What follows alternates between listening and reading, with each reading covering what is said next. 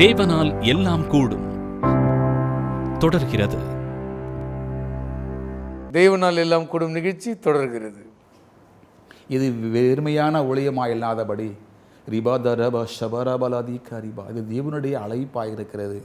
7 ஆண்டுகள் வீணடித்து விட்டோமே, வந்திருந்தால் இன்னும் வல்லமையான ஒளிகள் நாம் செய்திருக்கலாம் போல ஆண்டவர் நம்மை பயன்படுத்தி நினைத்திருக்கிறார். நாம் அதை தவறு செய்து விட்டோமே என்று சொல்லி அநேக முறை நான் ஆண்டவரிடத்தில் அதற்காக மன்னிப்பு கேட்டேன், அழுதேன். என்னிடத்தில் வருகிற யாவருக்காகவும் நான் ஜெபித்தேன். நிறைய மக்கள் வருவாங்க, எல்லாருக்கும் ஆண்டவர் நிறைய விடுதலைகளை கொடுத்திருக்கிறாங்க. சுருக்கமாக சொன்னால் ஒருவரும் வெறுமையாய் திரும்பி போகவில்லை. வந்திருக்கிற ஒருவர் கூட இந்த விஷயத்துக்காக ஐயாக்கிட்ட சோம் பண்ண அது நடக்காமல் போயிடுச்சுன்னு சொல்லலை. யாரோ ஒருத்தர் தான் அப்படி இருப்பாங்க. நாமளே கூப்பிட்டு கேட்போம், எல்லாருக்காக நான் சோம் பண்ணுறேன், ஆண்டு அந்த காரியத்தை சக்ஸஸ் பண்ணுறாரு, ஏன் உங்களுக்கு நடக்கலைன்னு சொல்லும்போது அவங்க சிலர் சொல்லுவாங்க, நான் வீட்டிலேயே நினச்சிட்டு வந்தேன், அது நடக்காது எனக்கு தெரியும்னு சொல்லுவாங்க. ஓ, என்னுடைய அவிசுவாசத்தினால அது நடக்கலை போல். ஆனால் கிறிஸ்டின் கம்யூனிட்டி பீப்புள்ஸ் தான் வருவாங்கன்னு நான் சொல்ல முடியாது. எல்லா மக்களையும் நான் நேசிக்கிறேன். We are my friends. இந்தியனுடைய இந்த உறுதிமொழி, இந்திய தேசத்தினுடைய உறுதிமொழி தானே, இந்திய மக்கள் யாவரும் என்னுடைய ஒரு உடன் பிறந்தோர். நான் இந்திய மொழிக்கு எல்லா மக்களையும் நான் நேசிக்கிறேன், எல்லாரையும் எல்லா மொழி, all communities, all religions peoples it my friends, brothers and sisters நேசிக்கிறேன். நிறைய பேர் என்னை வந்து சந்திக்க வருவாங்க, ஐயா நான் வந்துட்டு போன யாருக்குன்னு சொல்லாதீங்கன்னு சொல்லி. நோ ப்ராப்ளம், அதை பற்றி சொல்கிறதுக்கு என்கிட்ட எதுவும் இல்லை. இன்றைக்கி என்ன விஷயமா வந்திருக்கீங்க கேட்குமா, அவங்க விஷயத்தை சொல்லுவாங்க. அவங்க தொலைபேசியில் எடுத்து தொடர்பு கொள்ளுவாங்க, நாளைக்கு வருகிறேன்னு சொல்லுவாங்க. இன்றைக்கு அவளுக்காக நான் ஜபிப்பேன், என்ன விஷயமா வராங்கன்னு அந்த காரியங்களை ஆண்டவர் எல்லாவற்றையும் எடுத்து சொல்லிவிடுவார். அவர் வந்து எதிரில் உட்கார்ந்த உடனே நான் சொல்வேன், நேற்றைய திரவியில் ஆண்டவர் நடித்த இந்த காரியத்தெல்லாம் சொல்லியிருக்கிறார், இந்த விஷயம் இந்த விஷயம் இந்த விஷயம் இந்த விஷயம். அதுக்கப்புறம் நீங்கள் சொல்ல வேண்டியது இருந்தால் நீங்கள் சொல்லலாம். சொல்ல முடியாது, ஐயா நான் சொல்கிறதுக்கு எதுவுமே இல்லைங்கய்யா, எல்லாமே நீங்கள் சொல்லிட்டீங்க, நீங்கள் சோம்மானா போதும்னு சொல்லுங்கள். இப்போ இந்த பிரச்சனை இருக்கிறீங்க, அந்த காரியங்களை ஆண்டவர் மிக தெளிவாக என்னிடத்தில் சொல்ல ஆரம்பித்தார். ஆண்டவர் நம்மை சரியான வழியில் சரியாக பயன்படுத்துகிறார். நாம் கேட்ட காரியங்கள் ஆண்டவர் நமக்கு கொடுத்திருக்கிறார். சில நேரங்களில் ஆவிகள் பிடித்தவர்கள் வருகிற பொழுது அது என்ன ஆவி என்பதை கண்டுபிடிக்கபடியான கிருபையை எனக்கு ஆண்டவர் தந்தார். அந்த ஆவிகளை மேல் கைகளை வைப்பதற்கு முன்னதாக சற்று நேரம் அமர்ந்து நான் ஜெபித்து கொண்டு இருப்பேன். ஆண்டவரே இந்த காரியங்களை சொல்லும் என்று சொல்லி, அது என்ன பண்ணது, எங்கேருந்து வந்திருக்குது, என்ன பண்ணிக்கிட்டு இருக்குது, இப்போ என்ன பண்ண போகுது என்ற காரியங்கள் எல்லாம் ஆண்டவர் மிக தெளிவாகவே சொல்லிவிடுவார். அப்புறம் அந்த காரியம் நான் அவடத்தில் நான் பேசும்பொழுது அவங்க, தெளிவாக சொல்கிறீங்க, நீங்கள் ஒரு தீர்க்கதரிசி தான் அப்படி நான் என்கிட்ட சொல்லலாமா, இனிமேல் நான் என்ன பண்ணுறேன் அந்த மாதிரி நல்லா சொல்ல மாட்டேன், சொல்லலை. இல்லைங்கய்யா நீங்கள் சொல்கிற காரியங்கள் நிறைய காரியங்கள் நடந்திருக்கு, நான் வரத்துக்கு முன்னாடி நீங்கள் சொல்கிறீங்க, நீங்கள் சொன்ன காரியம் இந்த மாதிரி நடக்கணும்னு சொன்ன காரியங்கள்லாம் கண்டிப்பாகவே நடந்திருக்குது, உண்மையே நீங்கள் ஒரு மிகப்பெரிய தீர்க்கதரிசி, அப்படியெல்லாம் நான் எதுவும் சொல்லலை, சொல்ல வரல. ஆண்டவர் என்னை பயன்படுத்துகிறார், அதற்குரிய பாத்திரமாக நான் நடந்து கொள்கிறேன், அவ்வளவுதான். ஆண்டவர் என்னை ஒரு இசைக்கருவியாக வைத்திருக்கிறார். அது என்ன டியூன் வாசிக்கணும்னு நினைக்கிறாரோ அந்த டியூனை அவர் வாசிக்கிறாரு, நான் ஒரு கருவியாக இருக்கிறேன். ஒரு நாளைக்கு ஒரு டியூன் போடுவார், ஒரு பாட்டு வரும், அவ்வளோதான் சொல்லுவாங்க. கூட ரொம்ப சிரிச்சுட்டு, நீங்கள் ரொம்ப எளிமையாக பேசுகிறீங்க, ரொம்ப எளிமையாக இருக்கிறீங்க, ஆனால் ஆண்டவர் உங்களை கொண்டு பெரிய காரியம் செய்கிறார் என்று சொல்லுவாங்க. இப்படியாக ஊழியங்கள் தொடர்ந்து நடந்து கொண்டிருக்கிறது. என்னுடைய முதல் ஆண்டு என்கிட்ட பேசின அனுபவத்தை கொஞ்சம் உங்ககிட்ட ஷேர் பண்ணலாம்னு நினைக்கிறேன். First time the lord speak my என் எக்ஸ்பீரியன்ஸ். 2008ஆம் ஆண்டிலே மாலை 8 மணி, இரவு 8 மணி நினைக்கிறேன்.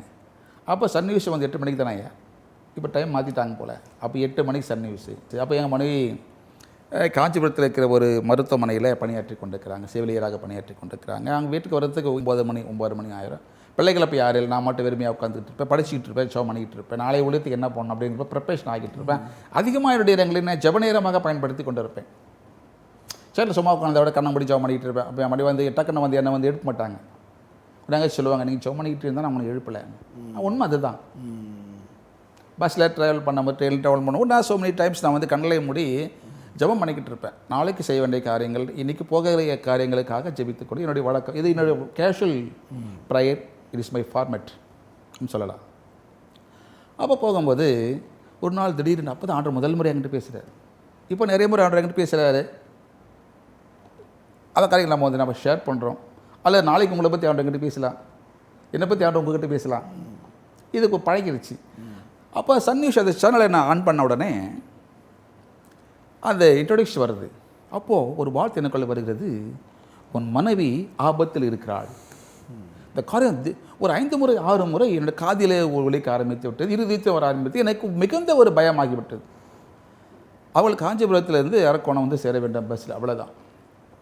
நினச்சா ஆண்டவரே, டிவி ஆஃப் பண்ணிவிட்டு முழங்கால் பண்ணிட்டு கொஞ்சம் கை காலெலாம் கொஞ்சம் பதட்டம் அடைந்து, ஆண்டவரே நீங்கள் தான் இந்த வாழ்க்கையை கொடுத்தீர்கள், இப்போது எனக்கு பிள்ளை இல்லாமல் இருக்கிறேன், மனைவி ஆபத்து இருக்கிறார்னு சொல்லும் பொழுது எனக்கு என்ன செய்வது என்று தெரியவில்லை, எனக்கு புரியவும் இல்லை. அந்த எந்த ஆபத்தாக இருந்தால் நீங்கள் தான் இதை எனக்கு சொல்கிற ஆண்டவர், அதை நீ காப்பாற்ற வேண்டும் என்று சொல்லி முழங்கால் படிட்டு 30 நிமிடங்கள் நான் ஜெபித்துக் கொண்டிருந்தேன்.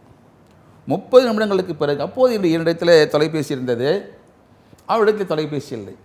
இந்த செல்ஃபோன் என்கிட்ட மட்டும்தான் இருக்குது. அவங்க அன்றைக்கி அதை கொண்டு போகல, மறதியாக வீட்டில் விட்டுட்டு போயிட்டாங்க, கான்டாக்ட் பண்ண முடியல. அப்போது 8:30 மணிக்கு அந்த பயம் என்னை விட்டு முழுவதுமாக நீங்கிவிட்டது. அப்போது நான் என்ன உணர்கிறேன், அவள் ஆபத்திலிருந்து தப்பித்து கொண்டாள் என்று நான் நினைக்கின்றேன். ஒருவேளை இந்த 30 நிமிடங்கள் என்னென்ன நடந்தது என்பது தான் நான் மிக கவனமாக யோசித்து கொண்டிருக்கிறேன். வந்தவுடன் அதை கேட்க வேண்டும் என்று. ஆனாலும் எனக்குள்ள ஒரு பதட்டம் இருக்கத்தான் செய்தது. ஒரு தைரியம் வந்துடுச்சு, ஒன்றும் பிரச்சனை இல்லை. அப்போது நான் பஸ் ஸ்டாண்டில் போயிட்டு நின்றுக்கிட்டு இருக்கிறேன். ஏறக்குறைய அவங்க ஒரு 9 மணிக்கு பஸ் ஓட்டு இறங்கினாங்க. இறங்கும்போது அவர்கள் கண்கள் கலங்கினவர்களாக இறங்கினாங்க. இறங்கி கையை பிடிச்சி இறக்கிட்டேன். என்னாச்சு ஒன்றும் இல்லை, என்னை பார்த்து அவங்க ஆட ஆரம்பிச்சிட்டாங்க. என்னாச்சுன்னா இல்லை வீட்டில் போய் சொல்கிறேன் அப்படின்னா. நான் சொன்னேன், நீங்கள் ஒன்றும் சொல்ல தேவையில்லை, நான் கேட்குற கேள்விக்கு மட்டும் பதில் சொல்லு. 8 மணிக்கு உனக்கு என்ன நடந்துச்சு கேட்டான். சொன்னாங்க, உனக்கு யார் சொன்னது? ஆண்டவரையே சொல்கிறாரு. நான் உட்காந்துருக்கும் போது உன் மனைவி ஆபத்தில் இருக்கிறாள் ஆண்டு என்கிட்ட சொன்னாரே, என்னென்ன நடந்துச்சு சொல்லு. ஃபஸ்ட்டு அவங்க அப்படியே ஆட ஆரம்பிச்சிட்டாங்க. அவனால் பேச முடியல, வார்த்தையே வரல. சரி பக்குவமாவளை, சரி அழ வேண்டாம், வீட்டுக்கு போய் சொல்லுங்கன்னு சொல்லி வீட்டுக்கு கொண்டு வந்துட்டு அவர் கொஞ்சம் நேரம் உட்கார வச்சு சமாதானப்படுத்தி அவங்க கேட்கறதுலாம் கொடுத்து, இப்போ சொல்லுமா என்ன விஷயம்னு சொன்னேன். அவங்க சொல்ல ஆரம்பித்தாங்க, நான் எப்போயுமே பஸ்ஸில் தான் வருவேன், ஆனால் இன்றைக்கி ஒரு தப்பு பண்ணிட்டேன். என் ஃப்ரெண்டு வந்து ட்ரெயினில் வரான்னு சொல்லிட்டு என்ன பண்ணேன், காஞ்சிபுரத்துலேருந்து அரக்கோணம் வர ட்ரெயினுக்கு நான் வர்றதுக்காக அவங்க கூட வந்தேன். அங்கே அரக்கோணத்தில் அந்த காஞ்சிபுரத்தில் ட்ரெயின் நம்ம ஏறும் பொழுது அவங்க என் கூட வந்தாங்க. திடீர்னு அவங்க என்ன பண்ணாங்க, டிக்கெட்டு எனக்கு வாங்கலை, அவங்க மட்டும் வாங்கிட்டாங்க, எனக்கு வாங்கலை. திடீர்னு ட்ரெயினில் ஏறும்போது என்ன பண்ணிட்டாங்க, அவங்க ட்ரெயினில் என்னை மட்டும் ஏற்றிட்டு அவங்க ஏறாமல் போயிட்டாங்க. ஏறது வண்டி மூவ் ஆயிடுச்சு, நான் ட்ரெயினில் ஏறிட்டேன். ஏறும்போது ஒரு பிரச்சனை, நான் ஸ்ட்ரக் ஆகிட்டேன். அப்போ தான் மணி 8 மணி. ஸ்ட்ரக் ஆகி நான் அந்த பக்கம் விழுந்துட்டேன்.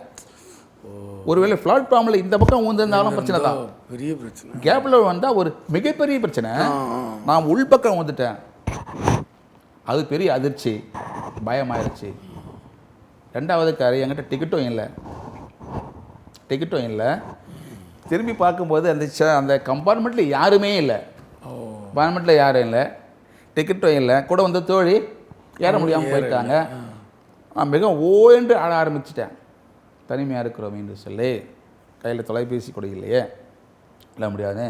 அங்கேருந்து ஏறக்குறைய 30 நிமிஷம் 4 ஸ்டேஷன் தாண்டி திருமால்பூரில் வந்து வண்டி நிற்குது.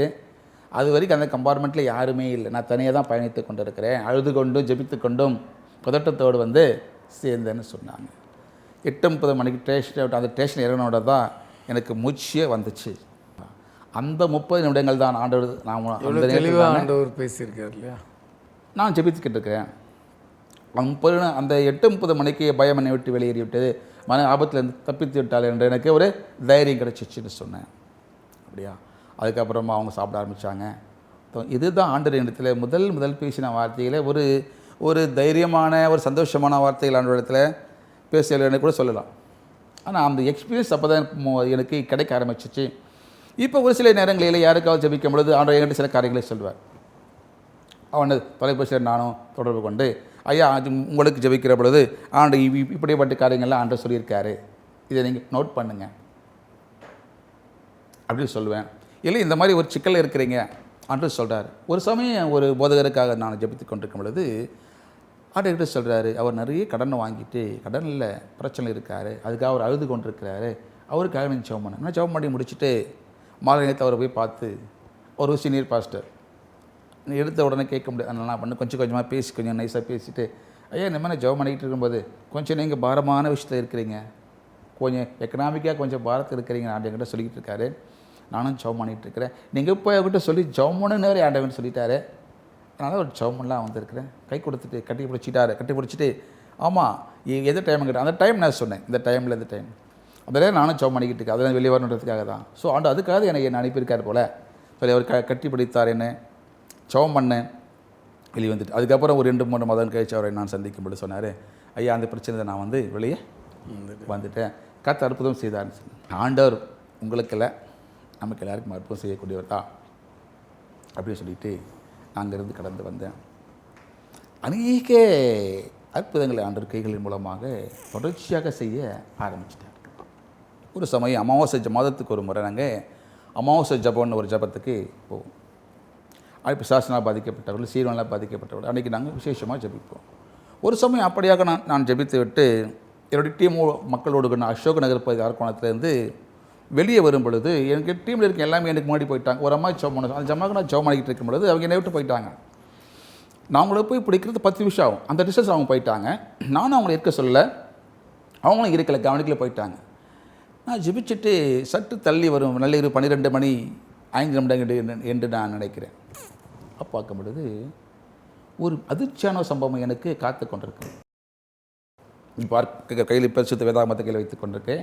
இப்படி திரும்பி பார்க்கும் பொழுது டியூப்லைட் வெளிச்சத்தில் ஜென்னை விட உயரமான ஒரு கரடி ஒன்று நேராக என்னை நோக்கி வந்து கொண்டிருக்கிறது. அதோட எனக்கு ஒன்றும் புரியல. இந்த பக்கம் அந்த பக்கம் திரும்பி பார்க்குற யாரையெல்லாம் போயிட்டா, நான் மட்டும் தான் இருக்கிறேன். அது வேகமாக என்னை நோக்கி வருகிறது. ஆண்டவரே எனக்கு புரியல, எல்லாம் என்னை விட்டு போயிட்டாங்க, இது என்னன்னு எனக்கு தெரியல, நீங்கள் சொல்லி. அப்போ சொன்னார், அது ஒன்றும் இல்லை, அது ஒரு பிசாசு. நான் சொன்னேன், அப்படிங்களா? ஓ, பிசாசு என்னை நோக்கி வந்து கொண்டு இருக்கிறது.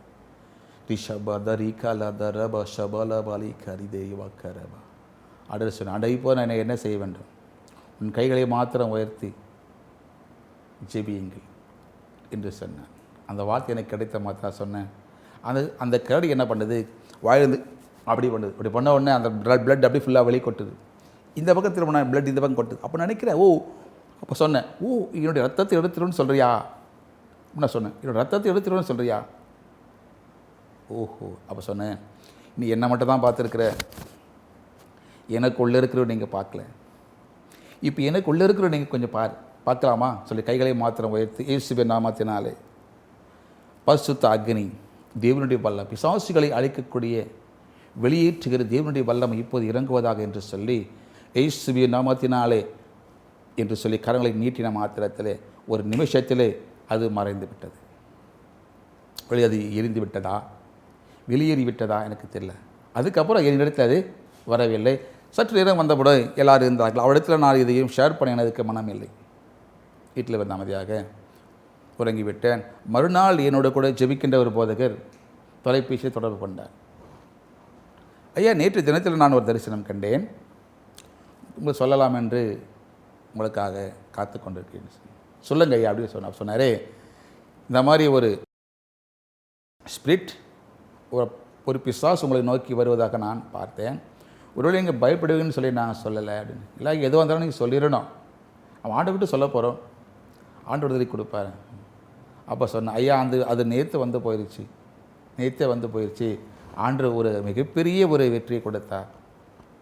அதுக்கு ஆண்டவருக்கு நான் மிகவும் நன்றி செலுத்த கடமைப்பட்டிருக்கிறேன் அப்படி சொன்னேன். நான் உடனே அவர் மிகுந்த மகிழ்ச்சி அடைந்தார். அதுபோல் அநேக பிசாசுகளை ஆண்டவர் துரத்தி இருக்கிறார். அநேக பிசாசுகள் நிறைய வகை, நிறைய விஷயம் உங்களுக்கு தெரிஞ்சிருக்கும். So many varieties. இப்போ வந்து நீங்கள் இந்த ஊழியத்தை 25 வருஷம், ஒரு 2008க்கு பிறகு நீங்கள் வல்லமையோட ஊழியம் செய்ய ஆரம்பிச்சிருக்கீங்க, செஞ்சிகிட்டு இருக்கீங்க.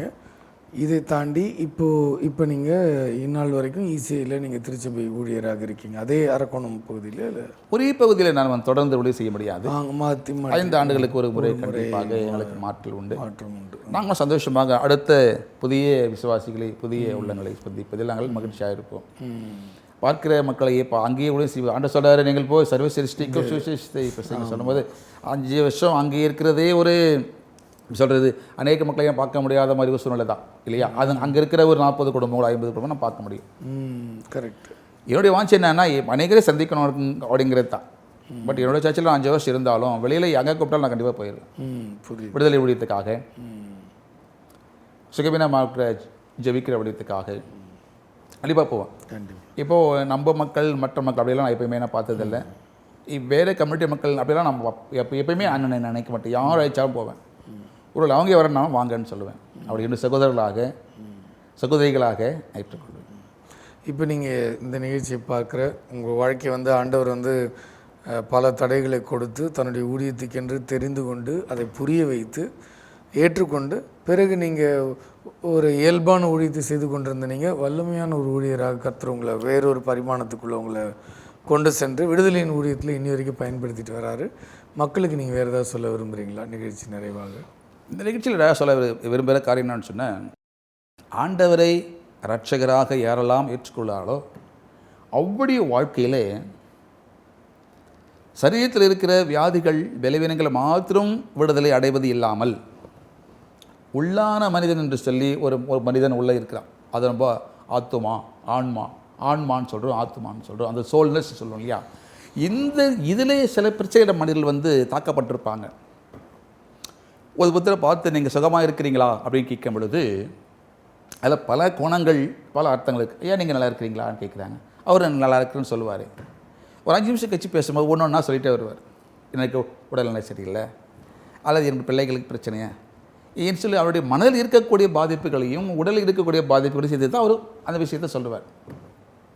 அப்போது உடலில் இருக்கிற பாதிப்புகளையும் மனதில் இருக்கிற பாதிப்புகளையும் காயங்களையும் ஆண்டவர் ஆற்றுகிறவர். அப்படி சொல்கிறார், நான் உன் காயங்களை ஆற்றுவேன், நொறுங்குண்டதுமான இதயத்தை நான் புறக்கணி. இப்படிப்பட்ட மக்களை நான் ஏற்றுக்கொள்ள. எந்த பிரச்சனையோடு கூட மனிதன் வந்திருந்தாலும் அந்த ஆத்துமாவை ரட்சிக்கிறவர். நம்முடைய இந்த வாழ்க்கை இதோட முடியலை, மறுமை இருக்குது, இறையரசு இருக்குது, பரலராட்சி இருக்குது. அதுக்காக தான் நாம் ஆயத்தப்பட்டு கொண்டிருக்கோம். அப்படி ஆயத்தப்பட்டு கொண்டிருக்கோம். ஆண்டவர் சொல்ல யோவான் 14:1 சொல்லும்போது உங்களுக்காக ஸ்தலத்தை நான் ஆயத்தம் மாட்டேன்னு சொல்கிறாரு. அந்த ஸ்தலத்துக்கு நாம் போகும்படி இந்த ஆத்துமாவை ஆயத்தப்படுத்துகிற ஆண்டவர் அதற்காக நம்ம இங்கே வைத்திருக்கிறார். நான் இப்படி கெஸ்ட் பண்ணுறேன், ஒருவேளை நாமே அதற்கு ஆயத்தமாகும்போது ஆண்டோடைய அழைப்பை நாம் பெறுகிறோம். ஆயத்தமாகாதவன் இன்னும் பல நாட்கள் இருக்கின்றான். அதாவது நீதிமன்ற அந்த காரியங்கள் நாம் பார்க்குறோம். நீதிமான்கள் அநீதி வருகிறதுக்கு முன்பே எடுத்துக்கொள்ளப்படுகிறார் என்று சிந்திப்பார் யாரும் இல்லை. இது நல்ல மனுஷன், அருமையான தெய்வ ஊழியர், அருமையான விசுவாசி, அவர் ஆண்டு எடுத்துக்கொண்டார், உனக்கு கொஞ்ச காலம் தான் நல்லா இருக்கும் நம்ம யோசிப்போம். ஏன்னு சொன்னால் அவருடைய பணிபுடைய ஓட்டம் ஆண்டவருக்கு பிரியமாக இருந்தது. அவர் செய்ய வேண்டிய பணிகளை சிறப்பாக செய்து முடித்தார். ஆண்டோட சித்தத்தை பூமியில் அவர் நிறைவேற்றார். ஒரு மனிதன் ஒரு தேவ திட்டத்தை வைத்து தான் ஆண்டவர் மனிதன் பூமியிலே வைத்திருக்கிறார். அந்த திட்டங்களை அவன் நிறைவேற்றுகிற பொழுது ஒரு கான்ட்ராக்ட் முடிஞ்ச உடனே கான்ட்ராக்ட் முடிஞ்சிச்சு, இந்த கான்ட்ராக்ட் நீங்கள் வந்துடுங்க, அங்கேருந்து வந்துருங்கன்னு அழைக்கிறது போல் ஆண்டனுடைய நம்மை திரும்ப அழைத்து கொள்கிறார் என்பது தான் என்னுடைய கருத்து. நீங்கள் சொன்னது போல் இந்த நிகழ்ச்சியில் ஒரு பெரிய படிப்பினை என்ன அப்படின்னா, கர்த்தர் ஒரு மனிதனை தெரிந்து கொண்டால் அவனை எடுத்து அவன் நிச்சயமாக பயன்படுத்துவார். நீங்கள் இறுதியாக சொன்ன செய்தியை போல் ஆண்டவர் இந்த பூமியில் நம்ம வைத்திருப்பதே சில வேலைகளை முடிப்பதற்காக, அவருடைய பணிகளை முடிப்பதற்காக. அது முடித்த பின்னால் அவர் பரமராஜ்யத்திற்கு கொண்டு சேர்க்கிறார். ஊழியத்தை துவக்குகிறவரும் முடிக்கிறவரும் அவர் தான். அதை மிக தெளிவாக உங்கள் வாழ்க்கையின் மூலமாக எடுத்துரைத்திருக்கிறீர்கள். நிலையத்தின் சார்பாக நன்றிகளை தெரிவிச்சுக்கிறோம். பிரியமானவர்களே, கர்த்தர் ஒரு மனிதனை தெரிந்து கொண்டால் அந்த மனிதனை அவர் எவ்வாறு பயன்படுத்துவார், எவ்வாறு வழிநடத்துவார் என்பதை மிக அழகாக ஐயாவினுடைய வாழ்க்கையின் மூலமாக நாம் தெரிந்து கொண்டோம். இந்த உலகத்தில் யாரும் என்னை பார்க்கவில்லை, யாரும் என்னை கவனிக்கவில்லை என்று நீங்கள் நினைக்க வேண்டாம். ஒரு பரம கண்கள் உங்களை நோக்கி கொண்டிருக்கிறது. அந்த பரம தேவனுக்கு உங்களை கொண்டு ஒரு நோக்கம் இருக்கிறது. அந்த நோக்கத்தை அவர் உங்களுக்கு வெளிப்படுத்துவார். தம்மை தேடுகிற யாவருக்கும் அவர் வெளிப்படுத்துகிற தேவனாய் இருக்கிறார். என் ஆடுகள் என் சத்தத்தை கேட்கும் என்று ஆண்டவர் சொல்லியிருக்கிறார். அருமையான ஊழியரோடு ஆண்டவர் இடைப்பட்டு பேசியதைப் போல, உணர்த்தியதைப் போல, வெளிப்படுத்தியதைப் போல தம்மை தேடுகிற யாவருக்கும் அவர் வெளிப்படுத்துகிற தேவனாக இருக்கிறார். தம்முடைய சித்தத்தை வெளிப்படுத்துவதோடு மட்டுமல்லாமல் அந்த சித்தத்தை செய்து முடிப்பதற்கான திராணியையும் வழியையும் பலத்தையும் கொடுத்து கர்த்தரே வழி நடத்தி தம்முடைய பரமராஜ்யத்திற்கு கொண்டு சேர்க்கிற வரைக்கும் நடத்துகிற தேவனாக இருக்கிறார் என்பதை மிக அழகாக ஊழியருடைய வாழ்க்கையிலிருந்து நாம் கற்றுக்கொண்டோம். இந்த நிகழ்ச்சியை பார்க்கிற நீங்கள் யாராக இருந்தாலும் சரி, இயேசு உங்களை நேசிக்கிறார். அவர் உங்களுக்கென்று ஒரு திட்டத்தை வைத்திருக்கிறார். நிச்சயமாக அதை நிறைவேற்றி முடிப்பார். நம்பிக்கையோடு இருங்கள். மீண்டும் இது போன்ற ஒரு நிகழ்ச்சியில் உங்களை சந்திக்கிறேன். அதுவரை உங்களிடமிருந்து விடைபெறுபவர் ராஜா.